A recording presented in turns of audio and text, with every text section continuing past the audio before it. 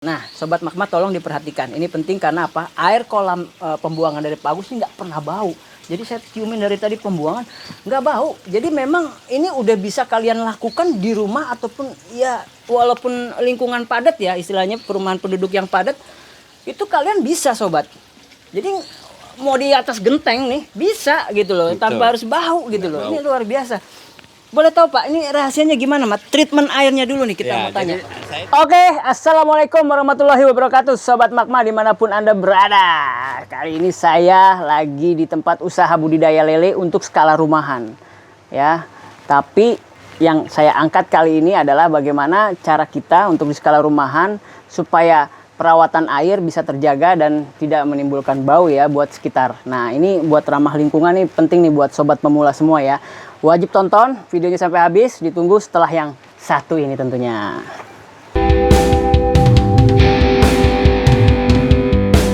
Petani, petani, petani rakyat. Petani Magma. Petani, petani, petani rakyat. Petani Magma. Ayo Indonesia maju petaninya. Jangan pernah sampai menyerah. Ayo mandiri bersama petani Magma. Kita ciptakan lapangan usaha. Kita jaya Indonesia.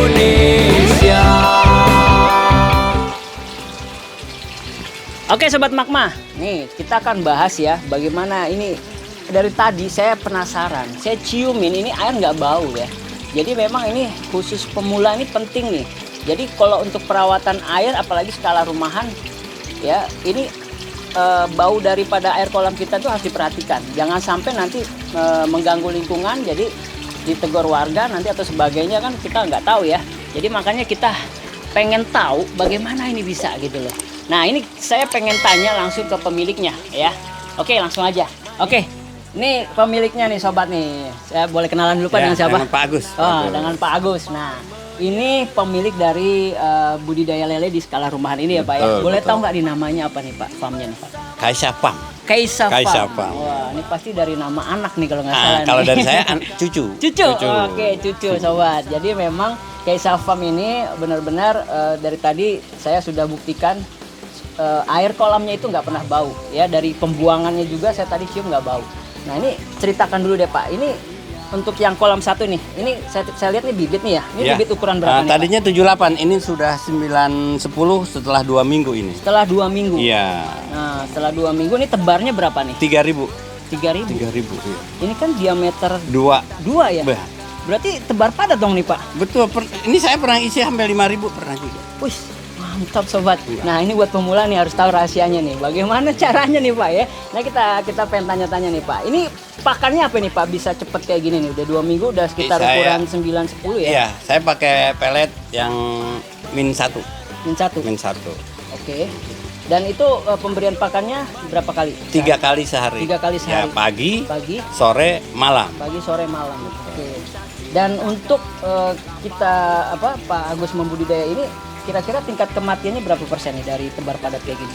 Kalau sementara ini dari pertama saya 2 tahun berjalan, paling 2%. 2%. Minim sekali sobat. Nah, ini mungkin rahasianya ada di air ya Pak ya. Itu yang utama adalah air. Soalnya saya tadi cium nih nggak pernah bau nih sobat nih. Jadi ini juga lagi dikocorin apa nih baru tebar apa gimana nih? Enggak, ini pergantian air setelah 2 minggu. Pergantian air. Setelah 2 minggu. Oke, pergantian air setelah 2 minggu. Dan ini cukup aktif ya lelenya nih. Oh iya. Ini sobat bisa lihat sini nih.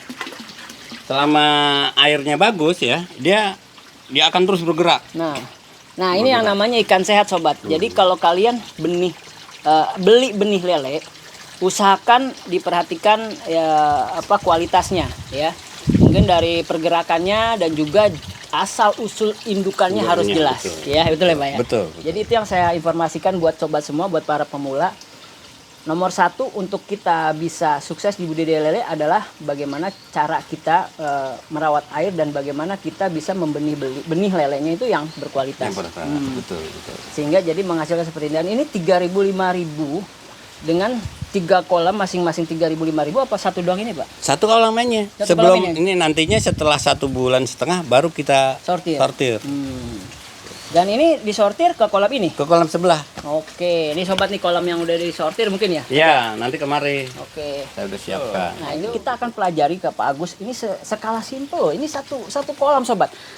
Ini jarang terjadi, artinya kalian tidak pernah memikirkan bagaimana kolam ini ramah lingkungan buat warga gitu. Artinya tidak ada teguran dari warga ya kan. Terus juga lelenya sehat. Betul.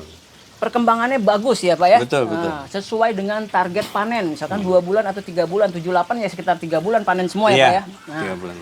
itu juga harus diperhatikan sobat. Jadi kalian kalau budidaya lele nggak memiliki ilmu yang memadai gitu, jangan pernah coba-coba gitu loh. Apalagi sampai jual mobil kalian, jual rumah kalian sertifikat, lupakan gitu loh. Intinya kalian akan merugi.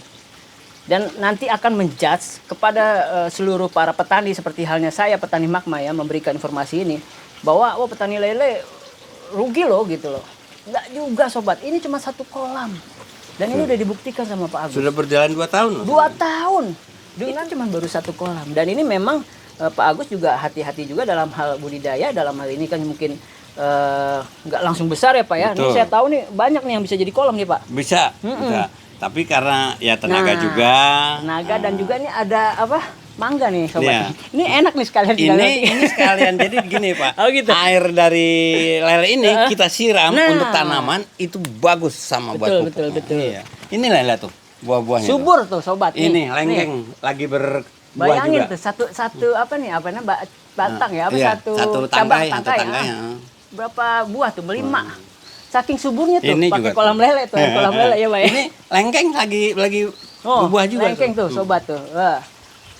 Nah ini luar biasa kalau buat saya, dan lelenya juga sehat-sehat. Dan ini formulanya saya pengen tanya nih ke Pak Agus, perawatan kolamnya itu menggunakan apa sih Pak di awal? Nah sobat Magma tolong diperhatikan, ini penting karena apa? Air kolam pembuangan dari Pak Agus ini nggak pernah bau.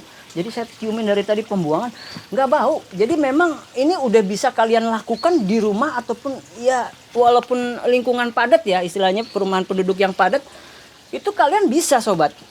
Jadi mau di atas genteng nih bisa gitu loh. Betul. Tanpa harus bau gitu loh. Ini luar biasa. Boleh tahu Pak, ini rahasianya gimana Mat? Treatment airnya dulu nih kita mau tanya. Jadi saya itu pakai treatment air juga.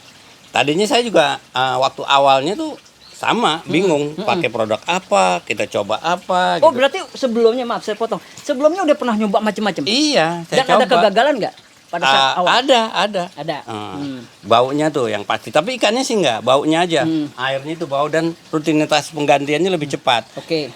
Harusnya 2 minggu, ternyata seminggu sudah harus diganti. Oke. Gitu. Kalau tingkat kematian sama atau memang beda setelah kalau kematian dari awal saya udah alhamdulillah nggak banyak. Saya bilang 2 atau 3% lah. 2-3%. Berarti itu bibit sobat. Ya. Itu bibitnya yang bagus. Dan yang kedua adalah bagaimana kita treatment air yang dibilang Pak Agus tidak bau. Nah ini fokus yang kedua ini Pak. Gimana ini, Pak? Saya nemukan ini, saya beli ya, anak saya yang saya suruh beli. Ini dipakai juga nih Pak di sini. Saya pakai ini. Sini nih. Iya, pakai ini. Dan ini udah dibuktikan? Udah dibuktikan, udah berjalan hampir setelah 2 tahun saya usaha, setahun lah ini saya pakai ini udah. Setahun udah dipakai nih ya. Dan hasilnya memuaskan. Memuaskan ini. Untuk air dan juga yang untuk ikan. pasti ini air 2 minggu baru ganti dan tidak bau. Oke, sebelumnya mungkin pembuangan terus? Iya, seminggu sekali buang. Padahal kadang 5 hari aja udah bau. Oke. Di sini ada dosisnya untuk pemberian ya kan. Nah, kalian bisa nanti kalau emang ini tinggal lihat aja langsung di dosisnya ini. Dan ini bagaimana cara penggunaannya, Pak? Jadi gini, Pak ya. Kalau awalnya itu jadi, kita sebelum diturunkan bibitnya, ini airnya dulu yang kita dicampur. Ya. Oke. Setelah kira-kira 1 jam baru bibitnya turunkan. Oke. Gitu. Tapi untuk selanjutnya penggantian air, lelenya nggak perlu diangkat. Oke, siap. Langsung aja turunkan. Nah, apa namanya nih? Keisa Farm ini di mana lokasinya nih, Pak? Di Sawangan, Perigi Sawangan. Perigi Sawangan. Iya. Nah, tuh sobat, kalau mau ngecek langsung saya ngomong-ngomong doang ngoceh yang nggak jelas, sobat buktiin sendiri langsung ke Pak Agus. Ya. Saya terkirim di deskripsi ya kalau memang mau berkunjung ke sini atau mau buktiin langsung boleh. saya rencananya pengen coba sobat. Nah, saya bukan promosi ya, tapi kita lihat perbandingan. Ya, kalau sobat mau ngecek suatu produk, lihat perbandingan. Misalkan produk A dipakai di kolom A, ya, produk B dipakai di kolom B. Kalian harus riset dulu. Jangan cuman asal bicara nggak ada bukti gitu loh. Nah, itu yang udah dibuktikan Pak Agus, tapi saya juga belum percaya nih Pak. Saya harus buktikan dulu. Nah, buat sobat Magma yang mungkin pengen tahu treatment yang bagaimana jelasnya, itu tuh ada dosisnya sebenarnya. Yang terpenting untuk kolam terpal dan kolam semen kita harus pakai probiotik. Intinya itu ya sobat ya. Mau pakai jenis produk apapun terserah kalian gitu. Ini saya bukan promosi, terserah kalian. Tapi yang pasti rekayasa air untuk budidaya lele itu penting. Kecuali kalian budidaya lele di kolam tanah. Kolam tanah itu ada unsur semuanya organik ada di situ. Gitu, makanya nggak perlu, tinggal tempal aja. Cuman tingkat kekurangannya juga besar. Nah, itu dia, ada istilahnya kekurangan di kolam tanah seperti halnya pada saat panen. Itu nggak boleh ada yang ketinggalan tuh katanya Pak ya. Kalau ada yang ketinggalan itu jadi kanibalismenya ada. Nah, sobat Magma ya, seperti halnya tadi ya Pak Agus katakan bahwa treatment air itu dengan menggunakan tadi probiotik ya, itu udah lihat ikan lelenya jadi sehat ya. Jarang ada kematian tuh.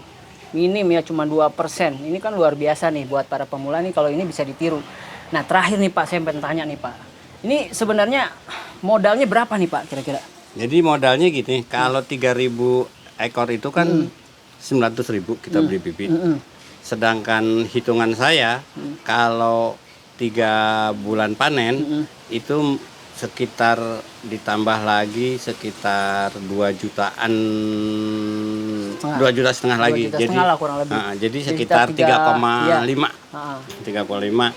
Nah, sedangkan dari 3.000 ekor ini kita bisa jual kalau diambil rata tuh 20.000 berarti kan 6 juta. Tunggu, ini 20.000 berarti Bapak nggak pengepul? Nggak ke pengepul tuh? Nggak ke pengepul. Nah, ini sobat ini penting nih. Ini pemula juga udah bisa kayak Pak Agus nih, bisa mandiri langsung jual kemana nih Pak kira-kira?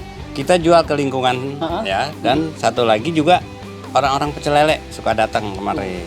Pecel lele bisa hadir itu gimana ceritanya Pak? Ya dari mulut ke mulut aja lah, dari mulut ke mulut. Ya. Nah, ini teknik marketing juga harus dipelajari nih. Kalau sobat pengen tahu langsung ke Pak Agus aja deh. Jadi tapi kita jualnya juga nggak rata, ada yang 23, ada yang 20 gitu. Sobat. Jadi sebenarnya profit rata-rata nih per bulan berapa nih kisarannya nih? Jadi untuk satu kolam nih. Jadi gini, bukan per bulan.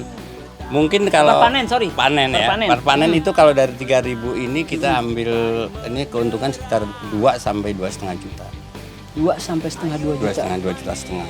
Gede loh sobat, ini benar-benar loh, ini baru petani lele mandiri sobat. Jadi berani untuk memasarkan sendiri ya tanpa melewati ya ke pengepul ya. Artinya kita sih nggak menyarankan untuk ke pengepul. Cuman kalau kalian sobat semua susah ya, kalau memang di situ harus ada profit juga untuk budidaya kalian ya silahkan. Tapi kami tidak menganjurkan, usahakan sendiri dulu ya Pak ya, seperti Pak Agus. Bisa ke warga sekitar atau mungkin ke pecel lele atau ke warung-warung makan, itu boleh ya Pak ya. Betul.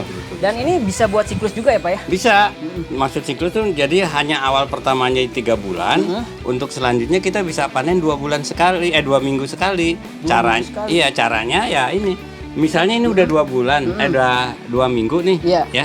Nanti kita terjunkan lagi bibit selanjutnya. Oh, di sini. Iya. Oke. Jadi nanti ini besar. Iya. Ini masuk ke yang kolam satunya lagi. Jadi nanti tidak 3 bulan. Jadi hanya pertamanya 3 bulan. Selanjutnya per 2 bulan, per 2 minggu. Per 2 minggu tuh sobat. Nah, buat sobat Magma semua, buat para pemula khususnya, ya intinya poinnya dari Pak Agus nih, kita mengajarkan bahwa petani lele harus bisa mandiri. Itu yang pertama. Jadi kalau mau mendapatkan harga tinggi seperti halnya Pak Agus sudah mengajarkan di skala rumahan, petani lele bisa menghasilkan profit sekitar 2 sampai 2,5 juta ya Pak. Betul. Nah, itu yang luar biasa ya. Dan yang paling penting adalah bagaimana cara skala rumahan juga tidak menimbulkan bau untuk di lingkungan sekitar. Ya, ini penting. Jadi buat sobat pemula jangan lupa untuk merawat air seperti halnya Pak Agus lakukan tadi. Jika misalkan kurang dalam hal ini informasi yang kita berikan, boleh bertanya di kolom komentar atau langsung ke tempat Keisa Farm ya Pak. Betul. Ini di daerah Sawangan Perigi. Sawangan Perigi. Oke, gitu aja sobat Magma. Jangan lupa like, comment, share, dan subscribe ya. Salam hangat dan salam sukses untuk para petani lele Indonesia. Sukses selalu. Oke. Wassalamualaikum warahmatullahi wabarakatuh. Saya dan Pak Agus undur diri. See you. Ayo mandiri bersama